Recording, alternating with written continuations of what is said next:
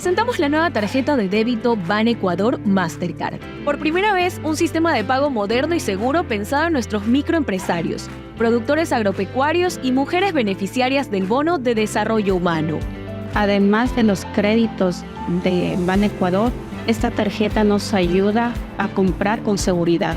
Nuestros clientes tendrán acceso a millones de establecimientos para comprar sin necesidad de efectivo, solo con débito automático de su cuenta de ahorros o corriente. Necesitamos cancelar los insumos del ganado, los alimentos, productos veterinarios y nos favorecen, ya que no tenemos que ir al banco a retirar el dinero. Una experiencia financiera que contribuirá al desarrollo social, económico y productivo de miles de ecuatorianos. Le agradezco a Banecuador por haber modernizado el sistema para que todos estemos a la vanguardia del tiempo, ¿no? Amigos oyentes y también internautas del Purgatorio, buenos días y bienvenidos a su espacio de entrevistas a personajes del ámbito público y privado. Bueno, como ya hemos podido constatar, prácticamente el 95% de la Asamblea Nacional, tras las elecciones del pasado 20 de agosto, tiene una nueva conformación y hay fuerzas definidas. Está primero la Revolución Ciudadana, con un poco más de 50 asambleístas. Le sigue el bloque de Construye con 29 y hasta 30 asambleístas. Después el Partido Social Cristiano con un poco más de 15 o 16 asambleístas. Y en cuarto lugar, la Alianza Democrática Nacional con un promedio de 13 o 14 asambleístas. Por ello hemos invitado al coordinador de esa alianza, Javier Santos, quien en su momento también fue candidato a la asamblea por la provincia de Manabí, pero lamentablemente su postulación fue descalificada en una impugnación que se hiciera ante el Tribunal Contencioso Electoral. De eso también vamos a hablar más adelante. Javier, gracias, buenos días y bienvenido al Purgatorio. Buenos días, Jorge. Un gusto saludarte a ti y a todos los que están conectados a través de Forever. Para mí es un honor estar aquí y siempre un gusto compartir estos espacios. Igualmente, Javier. Ustedes como bloque de la Alianza Democrática Nacional ya han tenido su primera sesión de trabajo. Fíjese que Construye hizo aquello hace pocos días un poco para ir marcando la agenda legislativa. Más allá de que el asunto de la presidencia se define el 15 de octubre, ¿qué ha hecho el bloque de ADN hasta el momento? Bueno, primero hay que manifestar que Daniel sigue haciendo campaña y los que estamos en territorio seguimos en campaña. Recordará que hemos obtenido la posibilidad de estar en la segunda vuelta y ahora pues la prioridad es poder llevar a Daniel a la presidencia. Sin embargo, no estamos descuidando los temas legislativos. A la interna en Manabí hemos podido conversar con nuestra representante manabita, que es asambleísta nacional, Valentina Centeno, quien tiene obviamente que tomar la posta de los temas legislativos que quedaron pendientes, tanto que eran de Daniel Noboa como asambleísta, de otros colegas asambleístas, de quien le habla, que fue asambleísta también, y de otros colegas asambleístas que han sido reelectos y que hoy forman parte de la Alianza Democrática Nacional. En tal caso, primero es un poco recabar y retroalimentarnos de esa información. Entiendo que Valentina y junto con Daniel han liderado sesiones de trabajo con el bloque que actualmente pertenece o forma parte de la Alianza Democrática Nacional para ir estableciendo la hoja de ruta. Incluso, puedo decirle, Jorge, no puedo decirle los nombres, pero entiendo de que hay asambleístas electos ahora de algunos movimientos independientes y locales que han manifestado su adhesión al bloque de ADN y que probablemente el numérico de los asambleístas que fueron electos por esta alianza aumente y esto nos permita tener un bloque un poco mayor. En tal caso, se están haciendo los acercamientos y las conversaciones con aquellos que han manifestado su intención de adherirse a este bloque.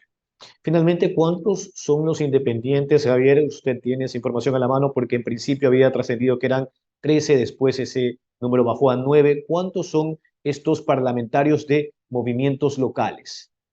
Bueno, tengo entendido que 5 han conversado en primera instancia de este grupo de independientes y también de otros partidos que quieren manifestar su apoyo. Entonces, hay un grupito como de 5 o 6 tentativamente que han conversado en primera instancia y vamos a ver cómo decanta esto más adelante. Con lo cual sumarían un poco más de 20 asambleístas. Correcto, correcto. Nuestros cálculos podrían ser hasta 21 o 22. Claro, si eso sucede y se concreta, superarían al Partido Social Cristiano. Hay que ver qué pasa de aquí hasta el próximo 15 de octubre primero y después la instalación de este nuevo Parlamento. Ahora, Javier, ¿cuáles son las prioridades de este bloque de la Alianza Democrática Nacional? En un periodo corto, quizás promover un proyecto de ley que ataque a la vena el asunto de la inseguridad, también la generación de empleo, que son las principales banderas de lucha hoy en medio de un Ecuador que se bate entre el pánico y la supervivencia. Bueno, solamente una precisión, Jorge. Los asambleístas que se han acercado de manera independiente o de algún movimiento lo han hecho de manera libre y voluntaria. No ha habido presión, no ha habido coerción, no han manifestado que coinciden y concuerdan con un proyecto político que está enmarcado en el plan de gobierno de nuestro candidato presidencial, y eso hace que transparentemente y voluntariamente pues manifiesten una intención de contribuir y colaborar con un proyecto de este tipo. Entonces, simplemente lo dejo claro porque puede malinterpretarse los acercamientos bueno, lo que menos queremos es repetir las acciones tal vez que desdibujaban la labor del legislativo, el primer poder del Estado, en otras asambleas. En tal caso, las urgencias son seguridad y poner plata en los bolsillos de los ecuatorianos. Lo hemos manifestado nosotros en virtud de la experiencia, una asamblea tan diversa y tan dispersa y tan colorida, pues no vuelve fácil la tarea. Sin embargo, tenemos un candidato presidencial que de tener la voluntad popular puede coadyuvar en el trabajo legislativo. ¿A qué voy? Verá que nosotros 5 días antes, perdón, posterior a la firma del decreto de muerte cruzada, teníamos que haber debatido en segunda instancia la disposición de la Corte Constitucional que hablaba de la consulta popular respecto al rol de las Fuerzas Armadas en la seguridad. Es decir, el presidente firmó la muerte cruzada y 5 días posterior debíamos haber debatido el artículo o el texto que se iba a poner en consulta popular. Entonces, por disposición de la Corte, tendría esta nueva asamblea que retomar ese punto, porque tenemos que ir a una consulta por disposición de la Corte Constitucional referente al tema del rol de las Fuerzas Armadas. Por lo tanto, le tocará como prioridad a esta asamblea debatir el texto, que por cierto, parte del texto, casi que gran parte del texto fue propuesto por quien le habla en la Comisión de Enmiendas Constitucionales para que se lo debata en el Pleno. En tal caso, el primer punto sería diría yo, a tratar en virtud de lo que se aproxima por disposición constitucional, por mandato de la Corte. Entonces, en seguridad esto es fundamental. Y en materia económica, pues Daniel lo ha dicho, lo ha manifestado públicamente y ha sido explícito en su intervención de que hay que hacer reformas legales que permitan mejorar las condiciones del manejo económico del país, y para eso se requerirán leyes económicas urgentes. Nos acercamos a un fenómeno del Niño, hay que retomar la ley que está para votación, Jorge. La ley de riesgos y emergencia está para votación, ni siquiera está para debatir, ya se debatió. Se les pidió 8 días más al Pleno para incorporar ciertos temas y se tiene que votar. Entonces los asambleístas tendrán que votar una ley de riesgos y emergencia en función de que estaremos en emergencia por el fenómeno del Niño. Entonces también es un tema urgente. Y los proyectos de ley que Daniel, en caso de llegar a la presidencia, pues proponga al Pleno de la Asamblea en materia económica urgente, que son, él ha sido claro, en temas obviamente de reactivación económica, por ejemplo, obra pública, emergencias para retomar el tema de la reactivación económica también, y bueno, y otros temas más como educativos y culturales. Ahora, el asunto es cómo financiar ese dínamo multiplicador de ingresos de la construcción en el sector público cuando igual se proyecta un déficit fiscal que bordearía los 4.000 millones de dólares. Hay que tener en cuenta que los ingresos tributarios también han tenido una disminución en los últimos 5 y hasta 8 meses, producto de la inseguridad, la gente ya no sale, cae el IVA, cae el ICE, y eso impacta en las arcas fiscales. Solamente en el caso del IVA, Javier, hay que tener en cuenta que supera los 5.000 millones de dólares de un poco más de 15.000 que se obtienen por tributos. O sea, el arca fiscal se financia en un 50% del presupuesto con los ingresos tributarios, porque el presupuesto general del Estado bordea los 30.000 millones de dólares. Entonces, ¿Cuáles son las opciones allí? Porque me parece que en materia de financiamiento externo tampoco habrían muchas opciones precisamente por ser un gobierno transitorio. Y si es que hay, serán con tasas elevadas. Varias cosas, ¿no? Varios elementos. Es verdad, si bien es cierto, tenemos un presupuesto que está ajustado, tendríamos que trabajar en función de una crisis, pero qué mejor que un Novoa que sabe generar condiciones de competitividad y sobre todo mejorar la economía, lo ha hecho en el ámbito privado, ¿por qué no decirlo en el ámbito público? Yo ayer hacía una reflexión y me lo preguntaban en un medio de comunicación. No es que falta recursos en el presupuesto, es que no se ha ejecutado. En obra pública no lleva ni el 15% de ejecución presupuestaria. Y usted sabe que uno de los dinamizadores de la economía es la obra pública.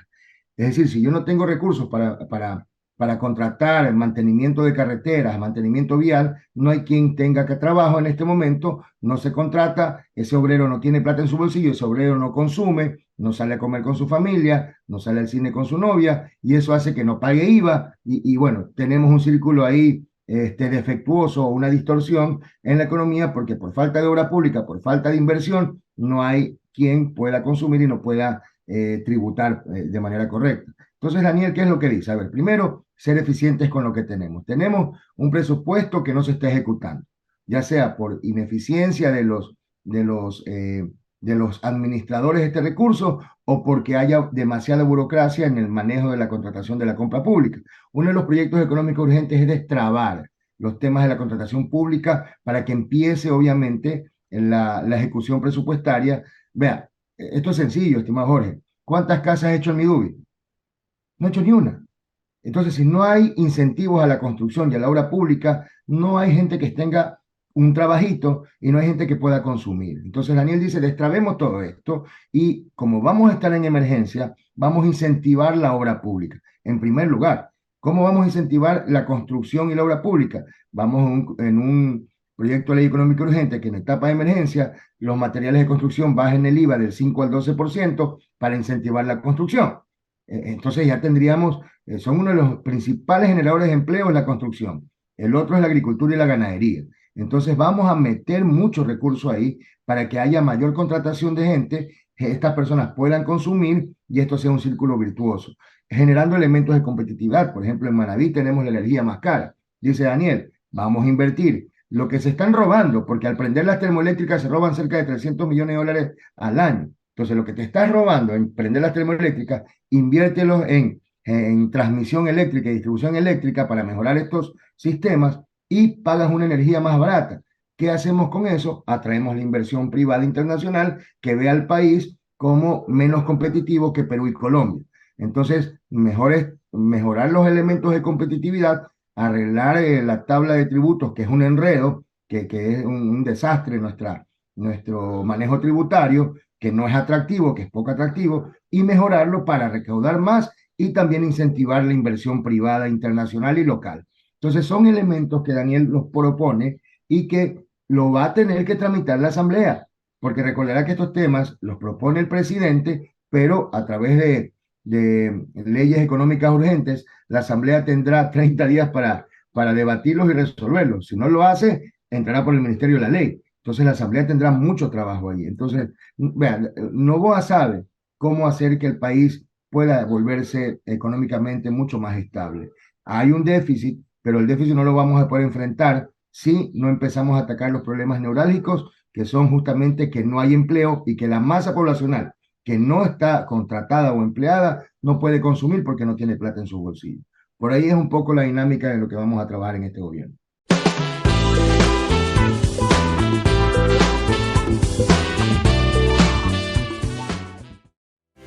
Presentamos la nueva tarjeta de débito Banecuador Mastercard. Por primera vez, un sistema de pago moderno y seguro pensado en nuestros microempresarios, productores agropecuarios y mujeres beneficiarias del Bono de Desarrollo Humano.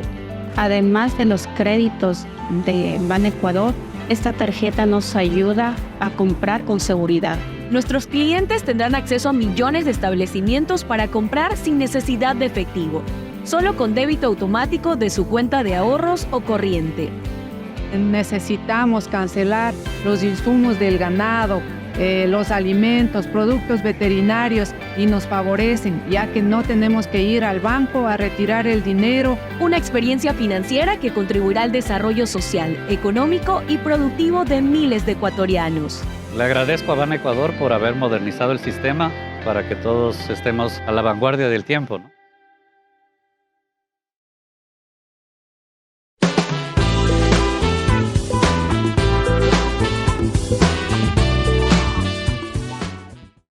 Javier Santos es coordinador nacional de ADN, de la Alianza Democrática Nacional. Hablamos de lo que plantea el candidato finalista a la presidencia por esta agrupación política que cuenta con el apoyo de la Alianza Pueblo, Cambio y Democracia, el PID, y también Pueblo, Igualdad y Democracia. Estaba confundiendo con el PSD de Jaime Los. Pueblo, Igualdad y Democracia, lista 4, en Alianza con Mover, lista 35.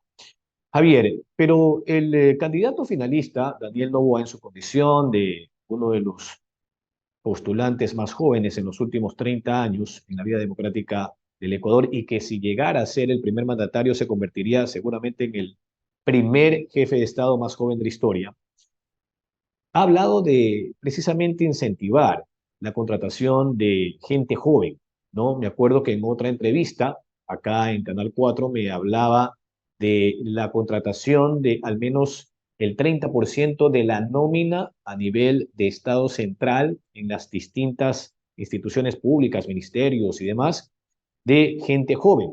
Eso también va a ser un incentivo para ir acabando con la brecha del desempleo.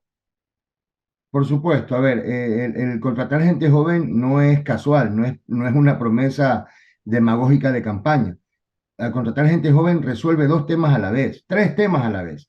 Primero que el Ecuador hace 30 años era más viejo 6 años de lo que es ahora, somos 6 años más jóvenes.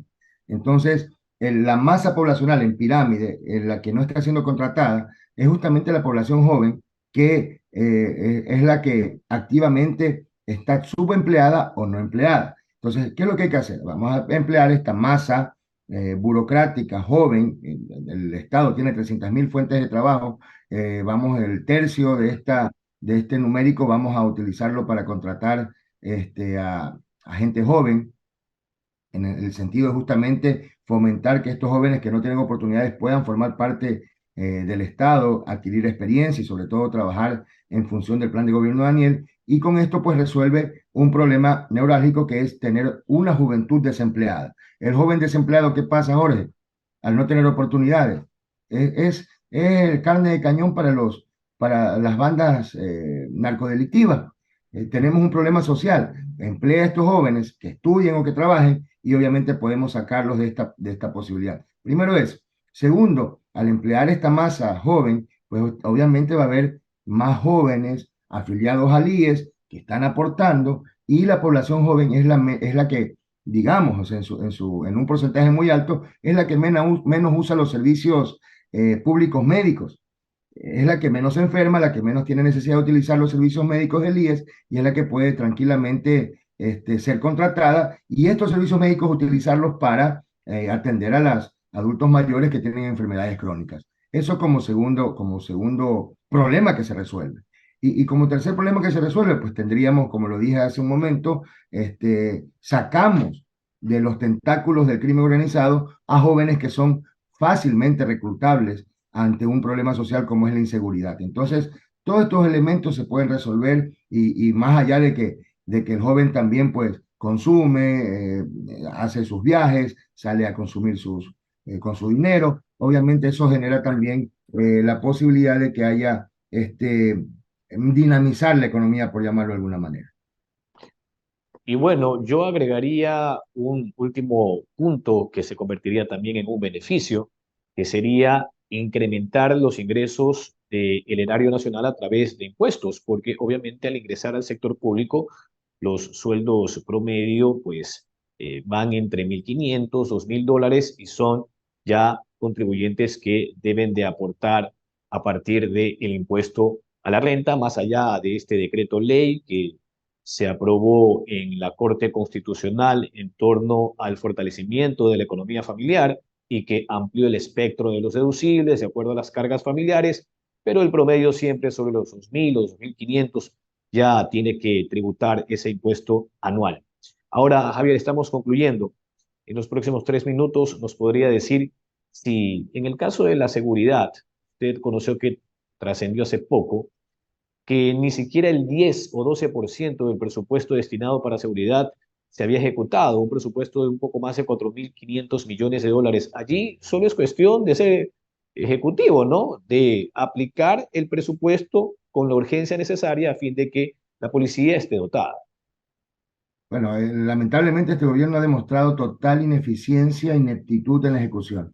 Y siempre reclamamos eso cuando fui asambleísta y convocábamos a los ministros en todas las carteras del Estado, estimados Jorge, en todas las carteras había ineficiencia en la ejecución presupuestaria. No sé si provocada, no sé si era simplemente porque no querían hacerlo, porque no conocían, o era simplemente porque querían hacerlo así, querían que el gobierno se caiga tal vez. Pero hay una pésima ejecución presupuestaria. En tal caso, la idea de que el recurso público está ahí es para que se ejecute. Y más allá de eso, hoy tenemos una lucha desigual, porque por más que ejecutemos el presupuesto en materia de seguridad, igual tenemos un crimen organizado, que ese sí está organizado y que tiene todo el recurso del mundo para sus delitos, para sus actividades criminales y delictivas. Pero Daniel ha dicho, tenemos un preacuerdo con la República de Israel en la que nos van a colaborar con tecnología, con conocimiento, con equipamiento, con personal incluso cuando sea necesario en el apoyo al combate al crimen organizado, y para eso pues se tiene un programa de cerca de 800 millones de dólares para invertir en temas de seguridad. Más allá de que también dejamos metido una ley, estimado Jorge, ya en la Comisión de Seguridad y de Justicia, que habla de tipificar el narcoterrorismo. Tenemos que tipificarlo porque no está constituido en el Código Penal el narcoterrorismo. Existe el delito de terrorismo, pero el delito de terrorismo lo tienen de 3 a 5 años. El narcoterrorismo es otro tipo de delito, que tenemos que agravarlo y que la idea es que con estos elementos legales, el gobierno, en este caso Daniel Noboa, pueda utilizar estos mecanismos para tratar a estos delincuentes como lo que son, narcoterroristas. Están financiando sus actividades irregulares ilícitas, causando terror. Y eso tiene que tipificarse, vérselo de esa manera e invertir el recurso. En ese proyecto de ley, inclusive, nosotros habíamos planteado de que todo lo que se incaute de las bandas criminales, armamentos, vehículos, casas, el dinero sea reutilizado en el combate al crimen organizado. La idea es utilizar todos estos mecanismos para enfrentarlos a las propias bandas. Entonces, todos estos elementos forman parte de un plan estratégico, primero de emergencia para atacar este debacle que tenemos, y segundo, paulatino y que se mantenga en el tiempo para que esto no rebrote con mayor violencia, sino más bien que sea efectivo al momento de ejecutarlo. Así es, coincidimos. El Ecuador está en una emergencia de nivel terapia intensiva. Ojalá que al final, pues, sea del pueblo, ¿no, Javier? O Luisa González o Daniel Noboa. En cualquier caso, pues, necesitan no solo la experticia, sino la determinación para poder enfrentar una situación muy compleja en el país. Agradecemos a Javier Santos, coordinador de la Alianza Democrática Nacional, parte de la postulación de Daniel Noboa para esta segunda vuelta del próximo 15 de octubre. Gracias, Javier, que tengas un excelente fin de semana. Buenas tardes, buenos días, un gusto. Igualmente, un abrazo. Presentamos la nueva tarjeta de débito Ban Ecuador Mastercard. Por primera vez, un sistema de pago moderno y seguro pensado en nuestros microempresarios, productores agropecuarios y mujeres beneficiarias del Bono de Desarrollo Humano. Además de los créditos de Ban Ecuador, esta tarjeta nos ayuda a comprar con seguridad. Nuestros clientes tendrán acceso a millones de establecimientos para comprar sin necesidad de efectivo, solo con débito automático de su cuenta de ahorros o corriente. Necesitamos cancelar los insumos del ganado, los alimentos, productos veterinarios, y nos favorecen, ya que no tenemos que ir al banco a retirar el dinero. Una experiencia financiera que contribuirá al desarrollo social, económico y productivo de miles de ecuatorianos. Le agradezco a Ban Ecuador por haber modernizado el sistema para que todos estemos a la vanguardia del tiempo, ¿no? Presentamos la nueva tarjeta de débito Ban Ecuador Mastercard. Por primera vez, un sistema de pago moderno y seguro pensado en nuestros microempresarios, productores agropecuarios y mujeres beneficiarias del Bono de Desarrollo Humano. Además de los créditos de Ban Ecuador, esta tarjeta nos ayuda a comprar con seguridad. Nuestros clientes tendrán acceso a millones de establecimientos para comprar sin necesidad de efectivo, solo con débito automático de su cuenta de ahorros o corriente. Necesitamos cancelar los insumos del ganado, los alimentos, productos veterinarios y nos favorecen, ya que no tenemos que ir al banco a retirar el dinero. Una experiencia financiera que contribuirá al desarrollo social, económico y productivo de miles de ecuatorianos. Le agradezco a Ban Ecuador por haber modernizado el sistema para que todos estemos a la vanguardia del tiempo, ¿no?